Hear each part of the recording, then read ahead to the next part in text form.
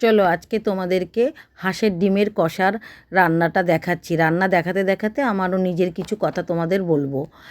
হাঁসের ডিমগুলো আমরা সেদ্ধ করে নিয়েছি। হাঁসের ডিমগুলো সেদ্ধ করে ছুলে নেওয়ার পর অবশ্যই তোমরা কিন্তু তাতে চিরকাট দিয়ে দেবে, নয়তো নুন হলুদ মশলা ঢুকবে না, টেস্ট আসবে না।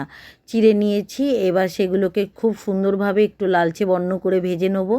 ভেজে নেওয়ার পরে আলাদা পাত্রে তুলে রেখেছি। এবার পেঁয়াজগুলো বেরেস্তার মতন সুন্দর লাল লাল করে ভেজে নেবো। আর 3-4টে আমি গোটা গোটা পেঁয়াজ দিয়েছি। ওই পেঁয়াজটা আমার খেতে খুব ভালো লাগে, এটা আমার ছোটোবেলাকার অভ্যাস।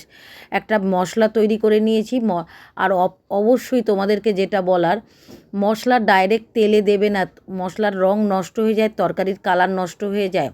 তার আগে একটু জল দিয়ে নেবে, একটু নেড়ে চেড়ে নরম করে তারপর তোমার তৈরি করে রাখা মশলাটা দিয়ে কষাবে। দেখবে একটা খুব সুন্দর রং আসবে। এটা আমি আমার এত বছরের 32 বছরের জীবনীতে, রান্নার জীবনীতে শিখেছি, তাই তোমাদেরকেও শিখিয়ে রাখতে চাইছি। আর হলুদ কিন্তু সবশেষে দেবে, হলুদ আগে থেকে দিলে তাহলে কালারটা কালচে বর্ণ হয়ে যাবে।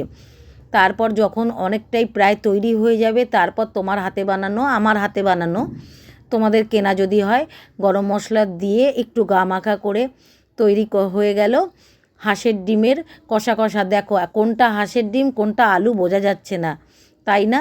দেখো তারপরে আঁচটা একদম কমিয়ে রাখলেই তৈরি হয়ে গেল হাঁসের ডিমের একদম গা মাখা কষা রেসিপি। ভালো লাগলে এভাবেই পাশে থেকো। কেমন লাগলো আমাকে অবশ্যই জানাবে।